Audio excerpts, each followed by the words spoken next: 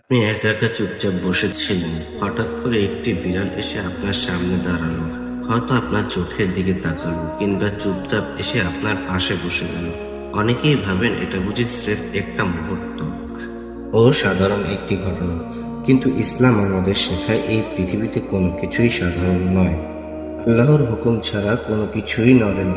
প্রাণী, এমনকি একটি ছোট পাখি বা বিড়াল, সবকিছুই চলে আল্লাহর ইচ্ছা। তাহলে হঠাৎ করে যদি কোনো বিড়াল আপনার কাছে আসে, তাহলে সেটি কিন্তু শুধু একটি মিষ্টি মুহূর্ত নয়।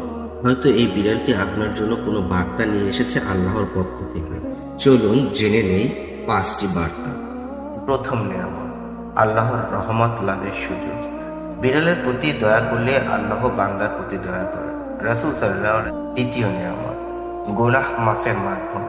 বিড়ালকে খাওয়ানো, পানি দেওয়া, যত্ন করা সবই সওয়াবের কাজ। তৃতীয় নিয়ামত, ঘরে বরকত আসে। বিড়াল, ইঁদুর ও অনেক ক্ষতিকারক কীটপতঙ্গ থেকে রক্ষা করে। এভাবে আপনার ঘরে বরকত ও সুযোগ আসে। চতুর্থ নিয়ামত, মানসিক প্রশান্তি।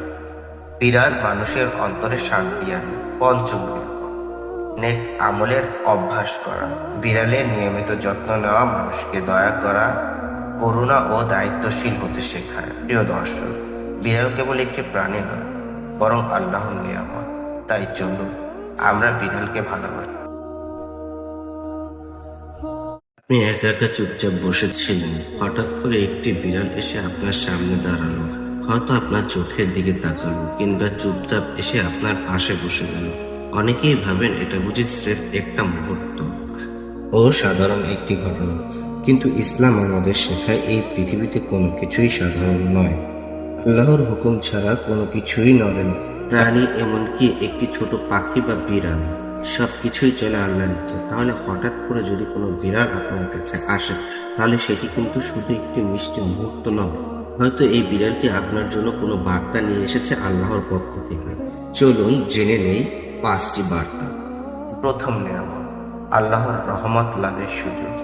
বিড়ালের প্রতি দয়া করলে আল্লাহ বান্দার প্রতি দয়া করে। রাসূল সাল্লাল্লাহু আলাইহি। দ্বিতীয় নিয়ামত, গুনাহ মাফের মাধ্যম।